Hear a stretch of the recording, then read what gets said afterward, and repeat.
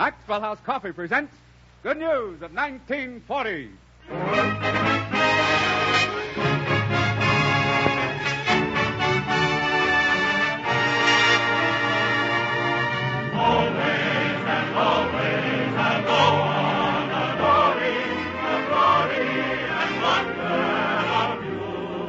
The makers of Maxwell House Coffee welcome you once again to an hour of entertainment brought to you each week from Hollywood and starring Fanny Bryce, Hanley Stafford, Connie Boswell, and Meredith Wilson and his orchestra. Tonight's guests of honor are Walter Huston and one of the screen's foremost character comedians, Raymond Walburn. And here is your host for this hour of entertainment, Edward Arnold.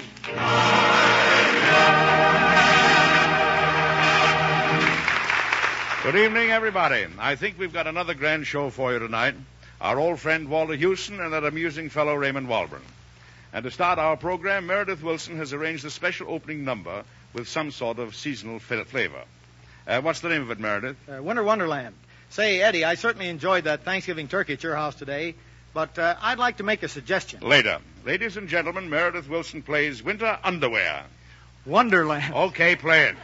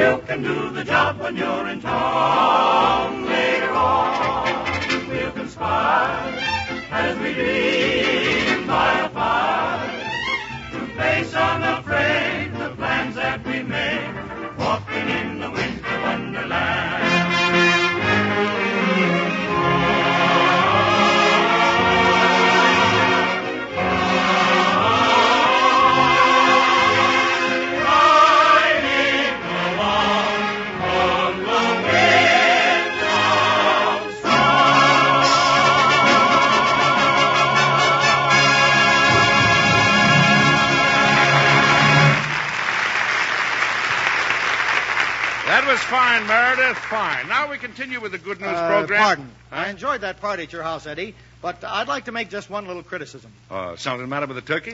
No, the turkey was fine, what there was of it. What? And there was plenty of it, such as it was. As a matter of fact, even if it was no good, I wouldn't complain about it. I'm too well bred. Yes, I can see that. But what is it that's rankling on your breast? Oh, that's gravy. But if I thought you wouldn't take offense, I'd like to make just one suggestion. Well, I'd be glad to have a suggestion. Go ahead. All right.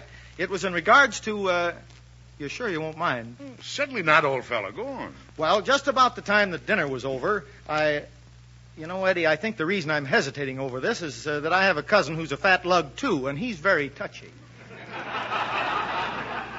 And do you ever give him suggestions? All the time. But I want to be sure you'll take what I'm going to say in the right spirit. Oh, absolutely. Well, what I was thinking was that at your party, right after the... Listen, Eddie, you're sure I won't hurt your feelings? Come on, what is it? All right, you asked for it. I don't think it was right for you to have those collie dogs of yours in the dining room while we were eating dinner. Well, I must say, that's a very silly criticism. I have those dogs in the dining room with me every evening. Well, they're extremely well-mannered. Well, maybe so. But it was awfully annoying to have them sitting there for half an hour licking my fingers. Well, if you'd eat with a knife and a fork, you wouldn't be so friendly. Oh. I knew you'd lose your temper. I'll never make another suggestion to you again. Now you're cooking with gas. All right, we'll go ahead with the program. Ladies and gentlemen, our guests of honor this evening are Walter Huston. Oh, I like him. Good. And that amiable gentleman of the screen, Raymond Walburn. Well, that's a relief. What do you mean, a relief? I was afraid you were going to have that uncouth Rosenblum again. Well, what's the matter with him? I think he's very amusing, and so does the public. Amusing nothing. He's a dope. Why, he's no actor. The guy is punch drunk. Well, Meredith, he's been in 400 fights. What's your excuse?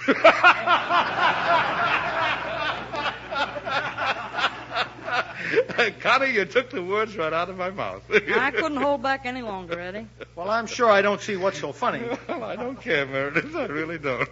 But after that remark, I think you'd better crawl up on that stand. Okay. Yeah. Miss Boswell, will you favor us with a song?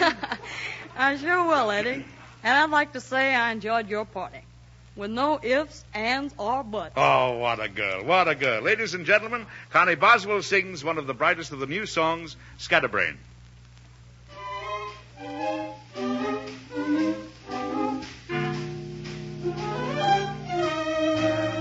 You're as pleasant as the morning and refreshing as the rain. Isn't it a pity that you're such a scatterbrain? When you dance, it's so delightful. When you talk, it's so insane. Still, it's charming, scatterbrain.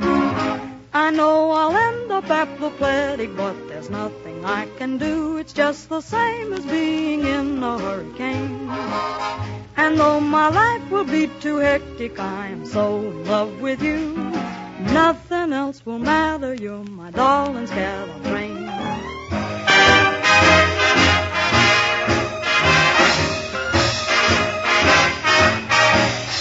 You're as new as New Year pudding. You're as sweet as sugar cane. What a shame, what a shame that you're a scatterbrain. When we dance, I think it's heaven, till about the third refrain. What a shame, what a shame that you're a scatterbrain. I'm much too athletic. I'm up that well-known tree. I've tried to understand your double talk in vain. Oh, please forgive your critic, 'cause you mean so much to me. Nothing else can matter. My scatterbrain.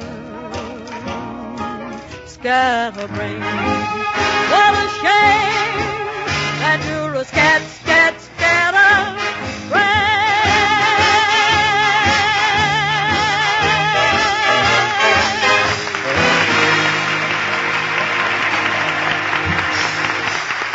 And here's Warren Hull all ready to set the next scene.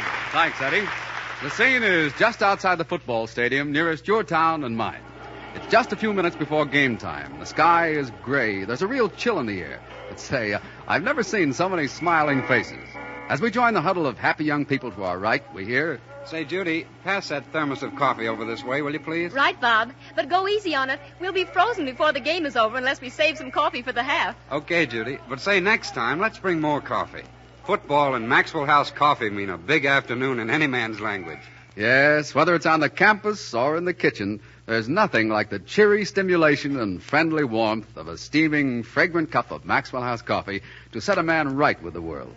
You see, ever since it was created more than 50 years ago by a man named Joel Cheek, this famous coffee has been a favorite with thousands of men the country over. First, because we found a way to further enrich this famous coffee blend so wonderfully that now you get extra goodness, extra body and richness, flavor you may never have known in coffee before. Second, there's a new radiant roast process which roasts each coffee bean evenly all the way through. No chance this way of weak coffee from under-roasting or bitter coffee from parched coffee beans. And that's why today more people are enjoying Maxwell House than ever before in its history. So if you haven't tried Maxwell House coffee lately, get a pound tomorrow, won't you? We think your own enjoyment and satisfaction will tell you this new Maxwell House is now, more than ever, good to the last drop.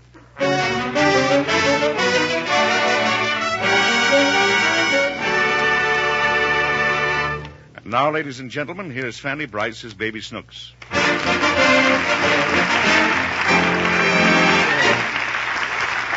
Well, it had to happen sooner or later. Daddy, played by Hanley Stafford, has received a jury summons and must appear in court today. To make matters worse, this is Daddy's busy day at the office. And as the scene opens, we find him dressing hurriedly and in a none too pleasant mood. Listen. Fine thing. 5 million people in this city, and they have to pick me for jury duty. I'll give the guy life. Good morning, Daddy. What's good about it? Huh? Nothing. Look out, Snooks. I'm in a hurry. Where you going? I have to be in court in half an hour. Where's my pants? You got 'em on. Oh, well, never mind. I'll look for them myself. Where you going, Daddy? I told you I have to go to court. Why? I've been called for jury duty. I've got to appear in a suit. What kind of suit? They didn't tell me. It can be any kind of a suit. You want to wear my Mickey Mouse suit? Snooks, this has nothing to do with clothes. Someone is suing somebody else. Why? I don't know. I'll find out when I get there. Why do you have to go, Daddy? Because I'm going to be a member of the jury. I want to join, too. Now, don't start any of that nonsense. In the first place, little girls don't serve on juries. Why? Because that's the law. A jury is composed of 11 jurors and a foreman. What for? He gives the verdict. All juries must have foremen. You said they had 11. They have got 11, but they have foremen besides. They have 15 men? No, they only have 12. Huh? Yes, there's 11 men on juries, and with the foreman makes it 12. 11 and 4 is 12?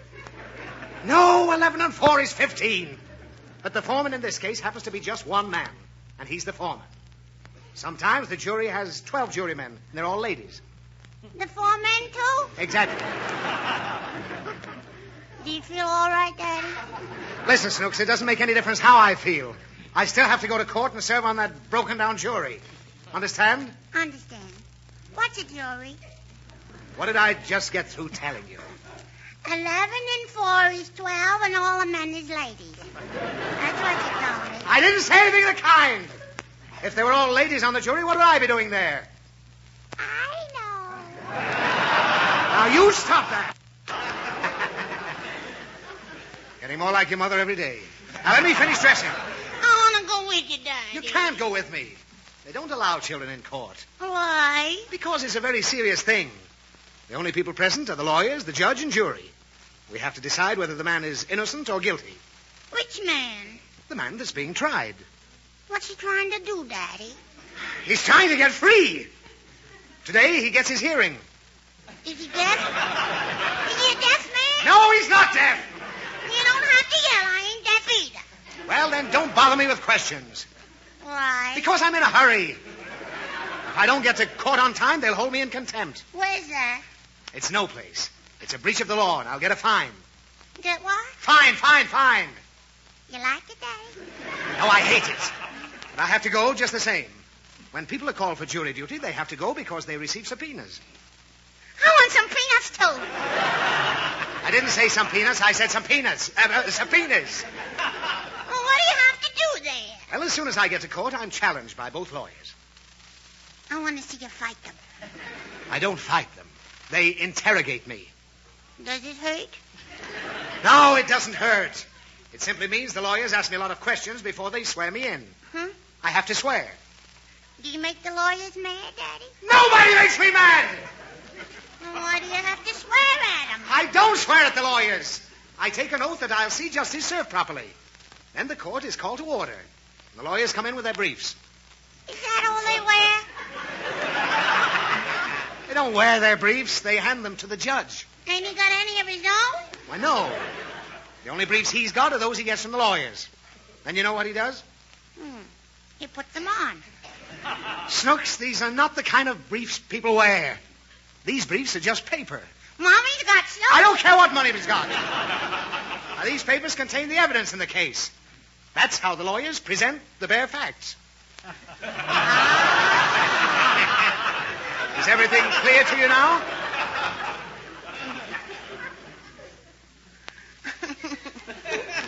Uh-huh. Nobody wears nothing. body is fully dressed. The evidence is presented, the witnesses testify, the lawyers argue the case, and then the judge charges the jury. How much? He doesn't charge them money. He places the case in the hands of the jury. We weigh the testimony and bring in the verdict. I want to go see you do it. No, and I've got to leave right now. Oh, take me with you, all. You'll what?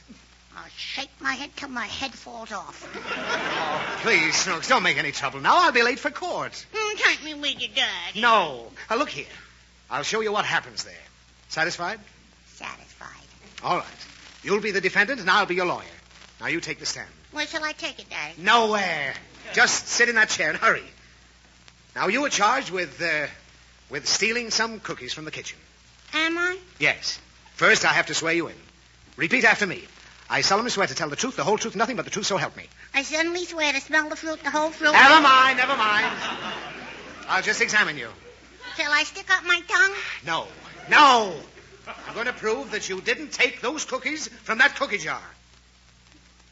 You can't do it. Why not? 'Cause I took them. Well, that's fine. You're convicted. Then stay dressed. Goodbye. Goodbye.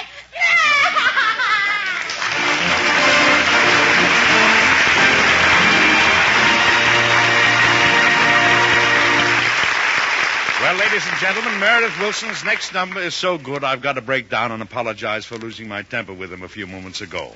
Meredith, I am truly sorry. Okay, Ed. Possibly I was at fault. Don't let's go into that. But honestly, here's another one of these arrangements in the South American rhythm that really does something to me. This time, it's The Moon Was Yellow. And ladies and gentlemen, it's marvelous.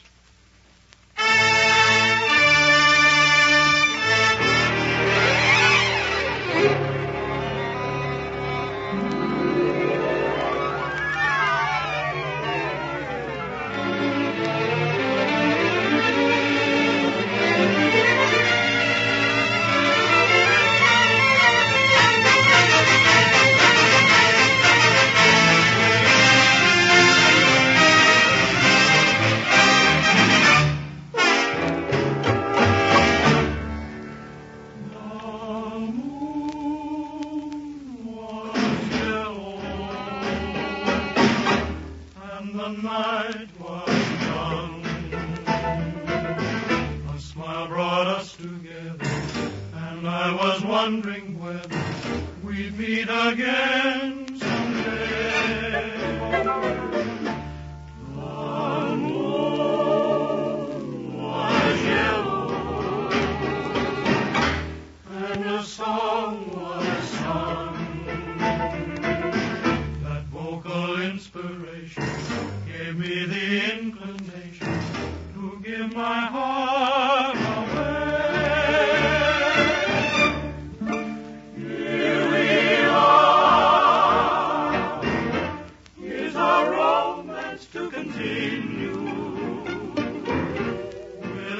My luck to win you. May I love that song.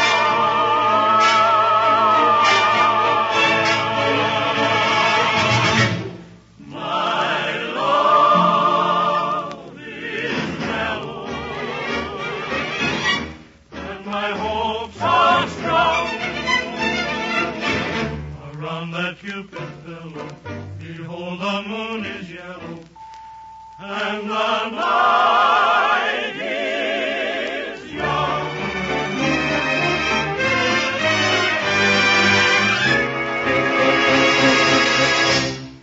My love is mellow,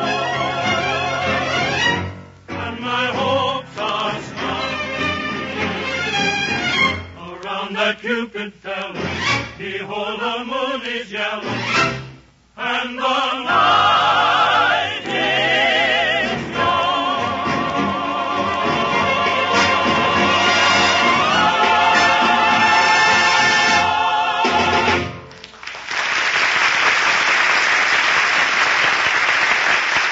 And now I want you to meet one of the most amusing and versatile comedians and character actors in Hollywood. On the screen, you know Raymond Walburn as a conniving gentleman with a blustering manner and a roving eye for the fair sex. Off the screen, he is quiet, reserved, and almost monkish in his habits. Ladies and gentlemen, I give you the other side of Raymond Walburn, better known as the Deacon. All right, Raymond, come on out and say hello to the people.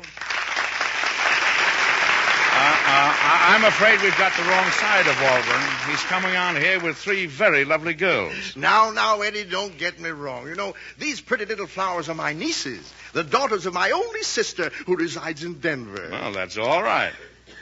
They have attended exclusive finishing schools in the East, but every winter they come out here to spend a little time with their old Uncle Raymond. You know, they're lovely, well-bred girls. Yes, I'm sure of that. Now, girls, I'll have to find some seats for you. How about those seats in the front row, or would you rather sit on the stage? I don't stay here. We'll sit on the stage, mister. Miss? Oh, yeah. Your nieces. Oh, yeah. They're very formal children, Eddie. An old Chicago family. I thought you said Denver. Oh, I did say Denver. You're quite right, Edward. But I might just as well have said Schenectady. Why? My sister's third husband was a gypsy. Yeah. They're beautiful children, aren't they? I should say so. Why, they could be in Earl Carroll's show. They are, Eddie. They are. Sit down, girls. Sit down. Well, Deacon, you've crossed me up. Here I've been trying to show the public your offstage character, and you walk in with a handful of chorus girls. Now, is that cricket? No, Eddie, but it's more fun. However, Edward, you can put your mind at rest. These delicate creatures are business associates of mine. Yes? Yes, they hold responsible positions in one of my holding companies. Hold on. I'm holding.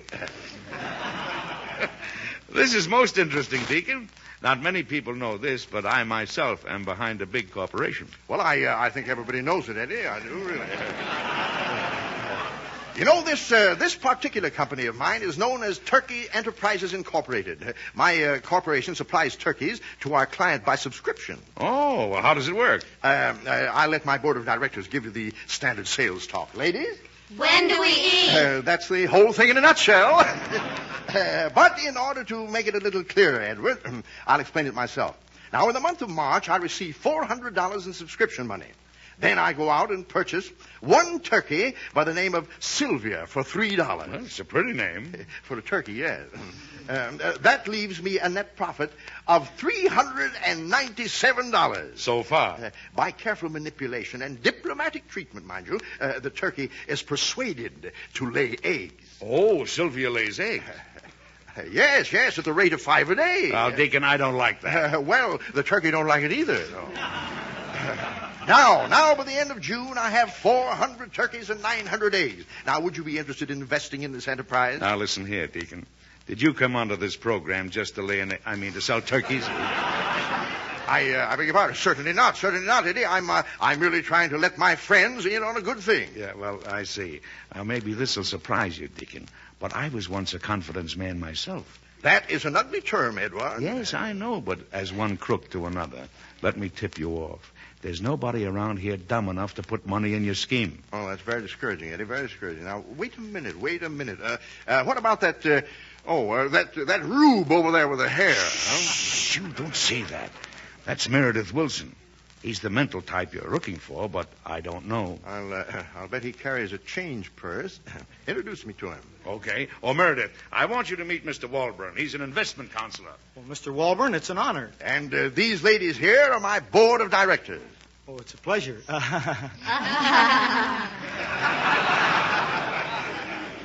Mr. Wilson, you seem like a man of discernment. Do you know anything about turkeys? Do I? You might not think it to look at me, but I was raised on a farm. Well. That just goes to show you can't judge a book by its cover. No. Yeah. So you're familiar with raising turkeys, eh? I slept with turkeys till I was 9. Oh, you did? Yes, sir. My father raised turkeys. Meredith was the oldest. Well, I know one thing. You can't make any money with turkeys. Quite right, my boy. Quite right. Are you married? In a small way. Don't let that bother you, girls. We won't. Well, tell me, Mr. Wolfson. Wilson, 2 L's. Normandy, 2348. That's my office phone if anybody's interested. I'll have to get my hunting license. Tell me, Mr. Wilson, how are you going to remember your wife this Christmas? Well, how can I forget her? She'll be right there under the tree. No. No. I'm talking about a little gift to gladden their heart. Would you be interested in a fur coat? Slightly stolen? What's that? Nothing. Mr. Williams? Wilson. Wilson. I can get you a nice fur coat for Mrs. Williams very reasonably. Finest fur on the market. Well, will it stand the rain? Well, did you ever see a skunk carry an umbrella? No. I can let you have this coat for, well, now, how much money did you say you had? $300. $300. Well, that's lucky, isn't it? Yes, sir. Could you get to the bank tomorrow morning? And, I'm too smart for those banks, Mr. Walburn. I carry the money right with me, pinned to my undershirt. You say you have $300 on your person at this very moment? Yes, sir. I see. How would you like to come over to my house and take a shower? Wait a minute, Deacon. Chisel it. Don't steal it. Okay.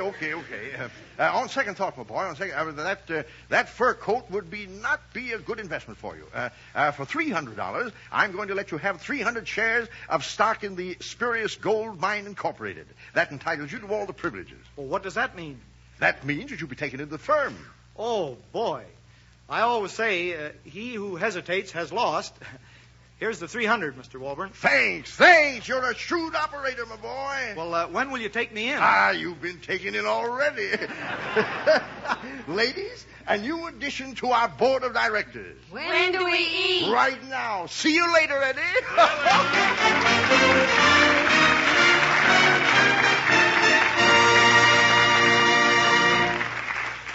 Say, Warren, when it comes time for that grand Thursday evening custom of ours, I'd like to say a few words to our friends everywhere. It's time right now, Eddie. Our freshly brewed Maxwell House coffee is all ready. Here's a steaming, fragrant cup for you, Eddie. Thanks, Warren.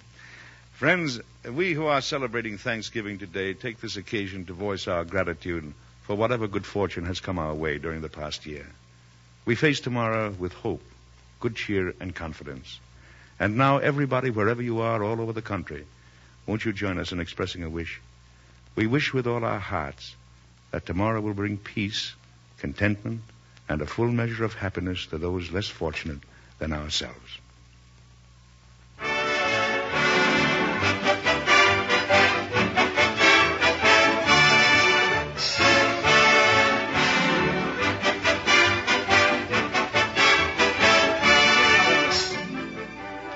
We return in just a moment when you will hear Walter Huston in a stirring drama and the entire cast in a comedy sketch.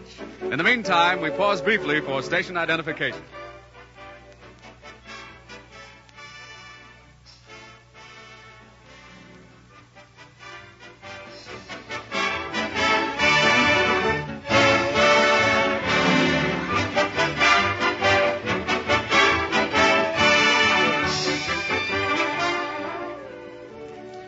This is Edward Arnold again, and we continue our Maxwell House Good News program with a tune I first heard Meredith play several weeks before I was even a member of the Good News cast. It's one of the season's hits called 100 to 1. Be sure and listen for the counting in the second chorus. Meredith?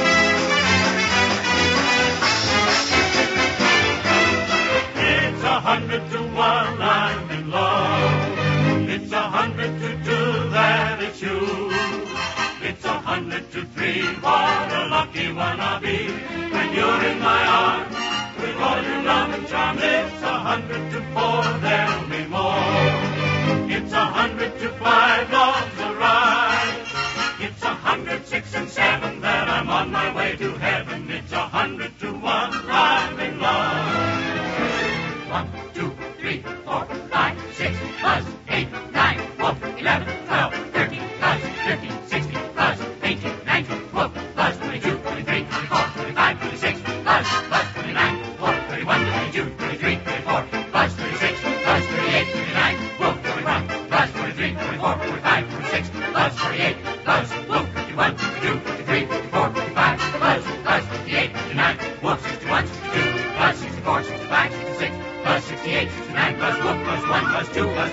4 plus 5 plus 6 plus 8 plus 9. Whoop, 81, 2, 3 plus 5, 6 plus 88, 89. Plus 92, 93, 94, 95, 96. Plus 98, 99. Oh, it's 100 to 1 I'm in love. It's 100 to 2 that is true. It's a 3, 4, 5, 6, 7 that I'm on my way to heaven. It's 100 to 1 I'm in love.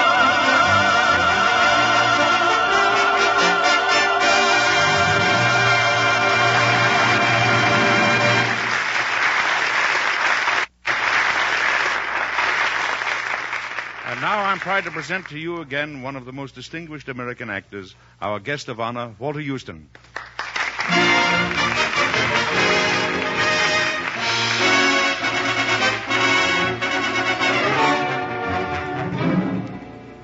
Tonight, Walter Huston will play an old part in a new play, a part, curiously enough, that he created years before the play was written, Bright World by Arch Obler. The scene is an orphan's picnic in a public park. The warm air sings with the happy voices of children on a long-awaited holiday. But all the children are not at play. One small boy sits huddled on the grass, far apart from the others. Another small boy approaches him and hesitantly speaks to him. Oh, Ted. What do you want? Well, the fellas thought maybe I'd come over and be with us. We're having lots of fun. I don't want to. Oh, but Ted, everybody's having so much fun. Well, the games are playing. Even you could. I mean, you could. Let me alone. Oh, gosh, Ted, everybody says if you only start laughing again, you'll feel Oh, better. leave me alone, I said. I don't want to laugh. I don't want nothing. But, Ted, the I games... said leave me alone. Go on, beat it. Okay, Ted, if that's what you want. Hurry up, Joe. We're waiting for it. Why don't you want to laugh, boy? Huh? I said, why don't you want to laugh? What's it to you? Well, I couldn't help overhearing the other boy, and it seems so strange that a boy shouldn't want to laugh. Let me alone. But why not talk with me? It's good to talk sometimes with someone strange to you. Now, please tell me, boy, why don't you want to laugh? There's nothing to laugh about anymore. Why not? The sun still laughs. The water laughs. There's jokes and games and fun. The world is full of laughter if you listen. Not for me, it isn't. But why? Why? Why? 'Cause I'm blind, see? Blind. Blind. I knew that. Then what'd you have to bother me for? Tell me, boy, when did it happen? 4th of July. Independence Day, eh? Ah, it's a strange divinity that shapes our ends. What'd you say? It doesn't matter. But what does matter to me is what you've done with all those days since you've closed your eyes. I sit and wait. You wait? For what? For nothing. Mind if I talk to you a little longer? Talking? What good's talking? I know. Yes, I know. Ever since it happened, the good folks at the parsonage they've tried to cheer you up with words. Words are empty, aren't they? When you sit in darkness. Yeah. Yet if you listen, perhaps I can tell you words you never heard. Words that will make you want to laugh again. Tell you I'll never laugh again. And you think you'll never see again. Never. They told me never. And yet you will. You'll see more clearly than you ever saw before. Oh, see? Yes. But not with eyes. With heart. I don't know what you mean. When boys and men see with their eyes, they just see as far as their eyes can see. A little world of kites and sleds and making money. But mind and heart is far more real. Far more wonderful. But how? How can I see? It's all so terrible dark. Now, think of a ship. A great black pirate ship. The sails are white against a sky of blue. Think of it, boy. Think hard. Yes, I'll try. The ship is bounding high against green waves that throw it here and there.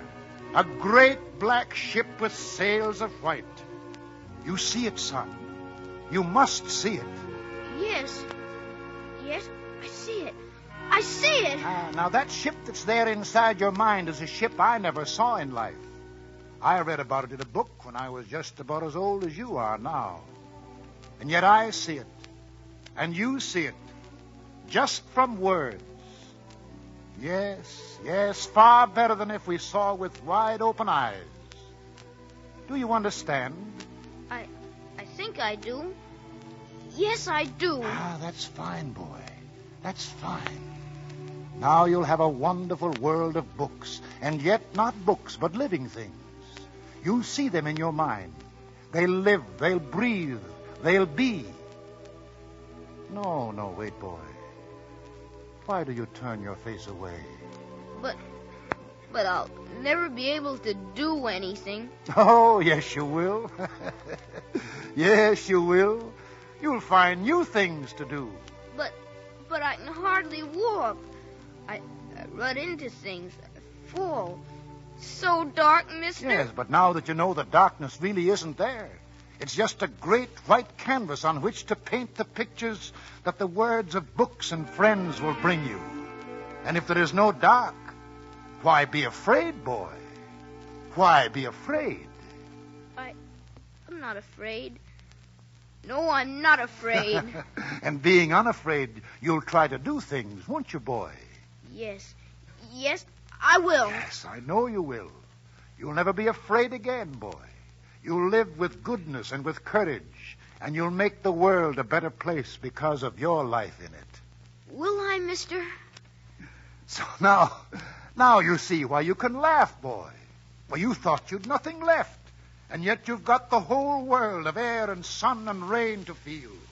A world of all the great minds left to understand. A world of friends to love and share life with you. Gee, I've got so much left, haven't I? So come on, boy, laugh. Lift your face and laugh. The joke's on you. You've got the world. Laugh, I tell you, laugh. It's good to laugh, isn't it? Yes, it's good to laugh.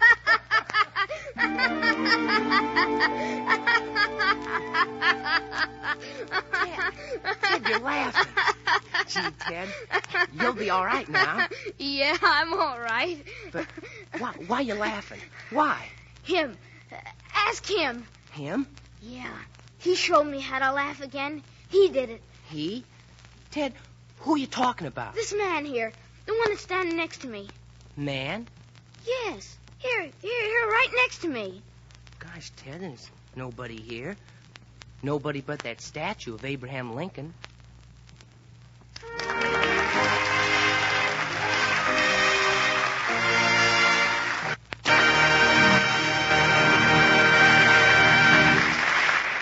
Yes, it was an old part in a new play, for Walter Huston will be remembered perhaps best of all in the character of Abraham Lincoln.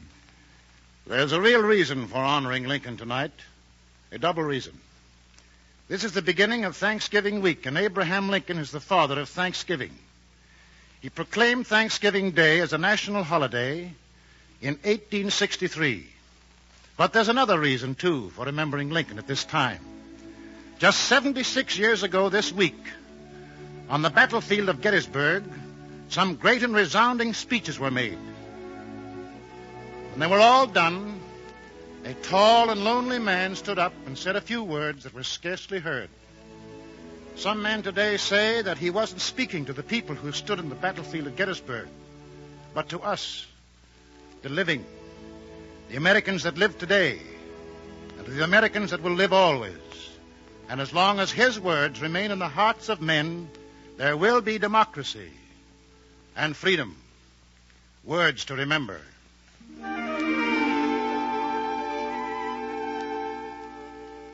Fourscore and 7 years ago, our fathers brought forth on this continent a new nation, conceived in liberty and dedicated to the proposition that all men are created equal.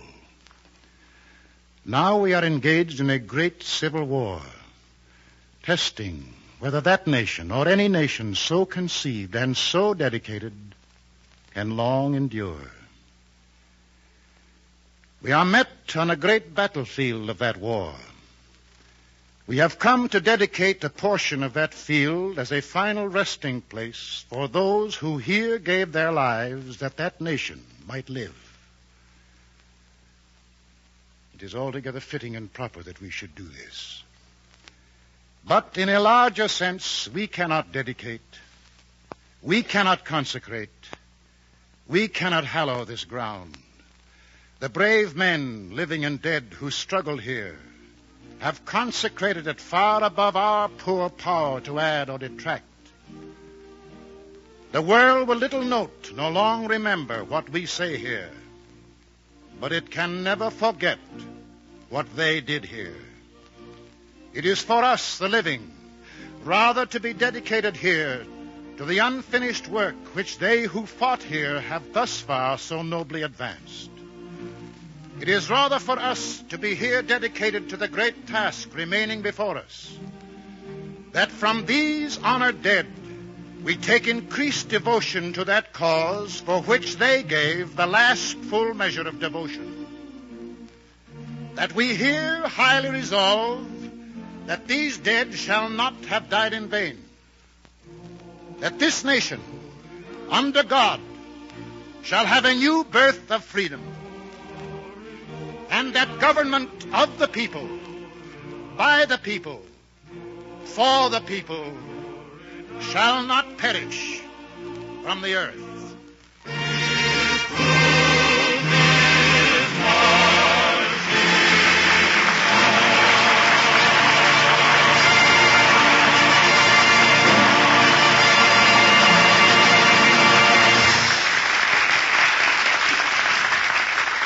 And now from 1863 back to 1939, Connie Boswell sings one of this season's hit ballads, and it's from the new Rodgers and Hart musical comedy, Too Many Girls, and it's called I Didn't Know What Time It Was.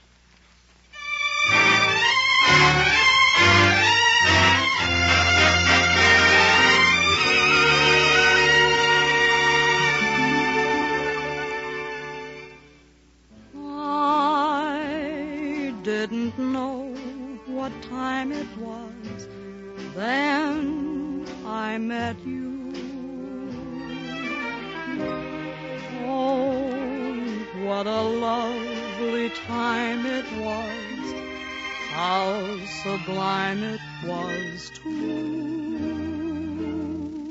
I didn't know what day it was, you held my hand, warm like the month of May it was, and I'll say it was grand,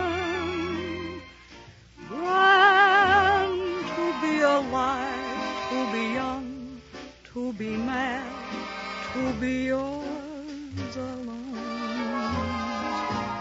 Grand to see your face, feel your touch, hear your voice say, I'm all your own. I didn't know what year it was, life was no prize. I wanted love, and here it was, shining out of your eyes. I'm wise, and I know what time it is now.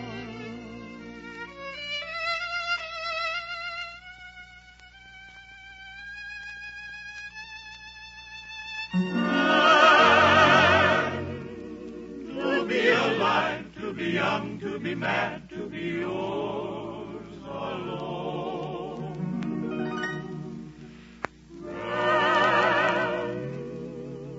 To see your face, feel the touch, hear your voice say I'm all yours.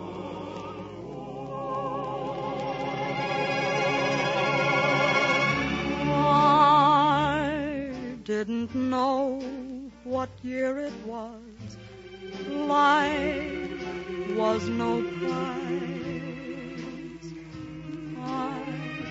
I wanted love, and here it was, shining out of your eyes. I'm wise, and I know what time it is now. I know what time it is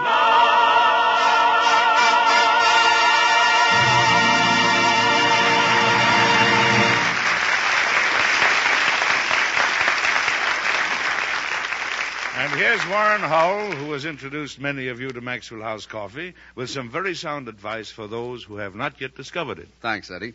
Ladies, if I were to ask you why you do so much of your marketing in person, I'm sure you'd say... Well, Mr. Hull, we like to see what we buy. Make sure it's fresh. Of course you do. And your reward for buying perishable meats, fruits, and vegetables at the peak of their freshness is extra flavor and goodness at the dinner table. Now, that kind of freshness is important in coffee, too. But you can't see coffee freshness in the store. Not until the coffee is in your kitchen do you know whether it is roaster fresh or whether its flavor has wasted away because for several days it was imperfectly protected from air. Yes, air steals away coffee flavor. All coffee, ground or in the whole bean, starts to lose flavor as soon as it's roasted if exposed to the air. In fact, ground coffee, packed in the usual containers where air can easily reach it, loses as much as 45%, nearly half its flavor, in only 9 days. Now, that's why we take Maxwell House coffee, still fresh and fragrant from the roasting ovens, and pack it in that familiar blue super vacuum can. No air can get in, so no flavor can get out. Maxwell House comes right into your kitchen with all its original flavor and fragrance sealed in, none wasted. So if you want more flavor per cup and more cups of fresh, full-flavored coffee per pound, ask for Maxwell House tomorrow, won't you? Just remember, with Maxwell House, you're getting coffee that's not just days fresh, but roaster fresh. And no coffee can be fresher than that.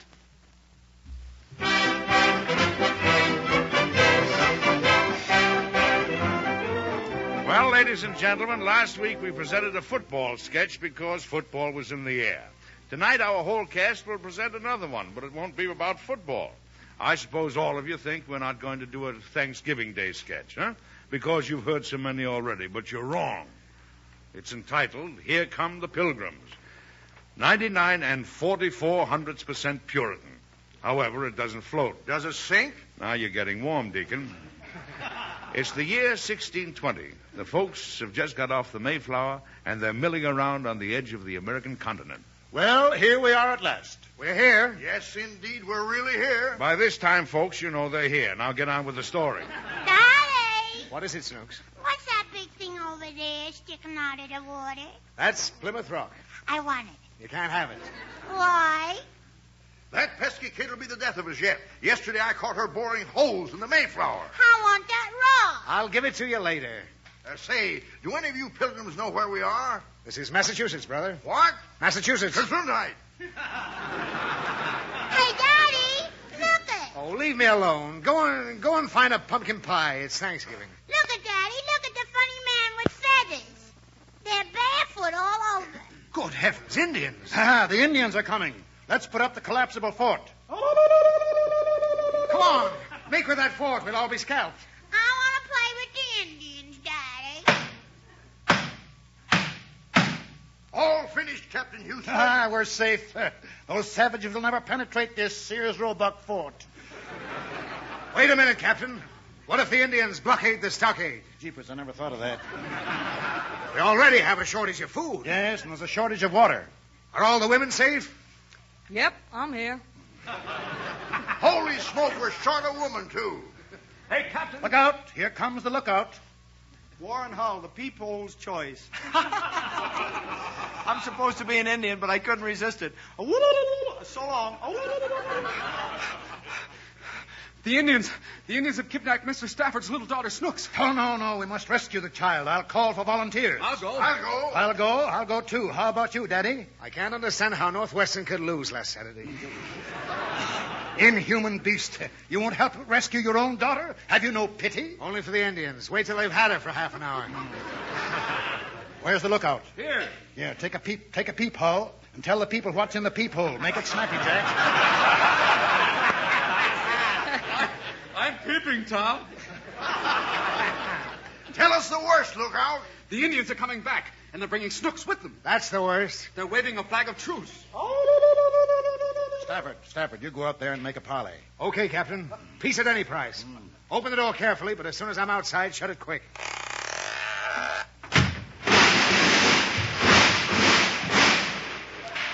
Hey, what happened to the collapsible fort? It's collapsed. Shh.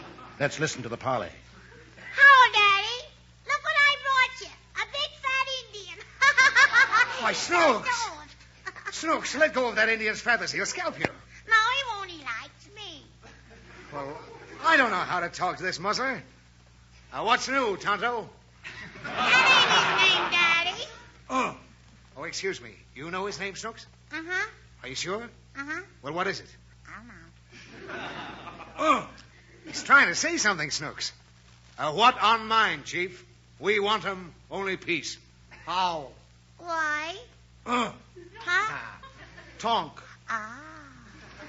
Oh, don't argue with him, Snooks. Now, listen, brother, we only came here to start a little subdivision, make a few dollars. Why don't you call off the tribe? We'll all celebrate Thanksgiving. Oh, Clay, me very friendly. He's got a turkey, Daddy. Oh, you have? Sure, I got turkey. You want him celebrate? Sure. You better hurry up, or he'll be doing Greek next. Snooks, we made peace with the Indians, and we're going to have a turkey dinner. Call everybody together. All right. Come on, get your turkey. Sit down, everybody. Oh, it's a nice one. All right, now, everybody squat down Indian fashion. In honor of Chief Tonto, we're going to divide the turkey in the traditional manner of the Blackfeet tribe. Give me the Blackfoot, Daddy. No. The turkey's to be divided according to where the people come from. Oh, good. Captain Huston, where are you from? I'm from the north. The north? You get the neck. Mr. Hull? I'm a Westerner. All right, sir, so you get the west wing. I'm from the east, so I'll take the east wing. Connie, where are you from? I'm from the South, and I don't like turkey. Ow! Me kill 'em all, paleface. Ow! Connie, you insulted him. He'll have us all scalped. Yes, he's mad at Connie. No, he ain't. Snooks, did you have anything to do with this? Uh-huh. What did you do? I gave the Blackfoot the hot foot. What a Thanksgiving.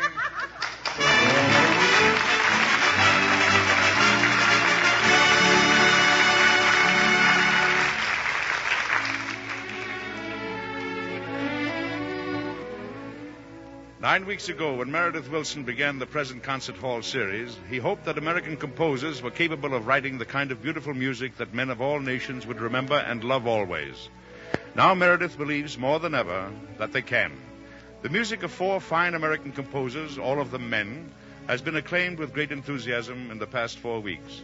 Tonight's composer is a woman, the celebrated Dana Suisse, whose American Nocturne, written especially for this series, will now be given its world premiere. All right, Meredith, Miss Dana Suisse's American Nocturne.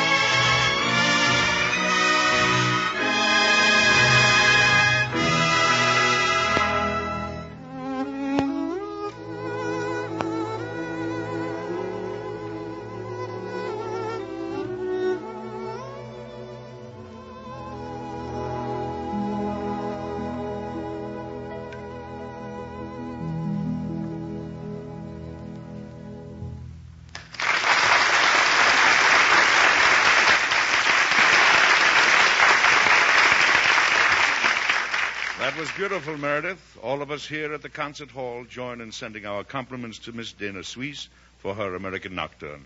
Next week, Meredith will introduce the sixth of our new American compositions, A Song Without Words by Vernon Duke. And now Meredith Wilson has another commission to make for the concert hall series, an American barcarolle. Whom have you selected to write it, Meredith? Everyone knows him, Eddie. Among many other things, he's famous for this beautiful composition.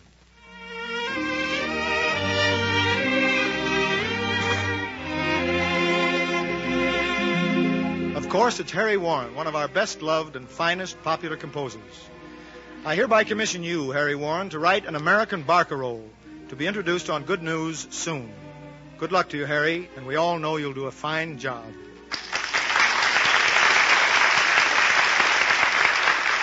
I don't like to be too optimistic, ladies and gentlemen, but next week looks like a very fine program. In addition to Fanny Bryce, his baby Snooks, and her daddy, Hanley Stafford, Connie Boswell, Meredith Wilson, and his orchestra, we have as our special guest one of my favorite comedians, Lou Holtz. And, of course, I'll be tagging along, too. So this is Edward Arnold, hoping to see you again next week, and bidding you now good night.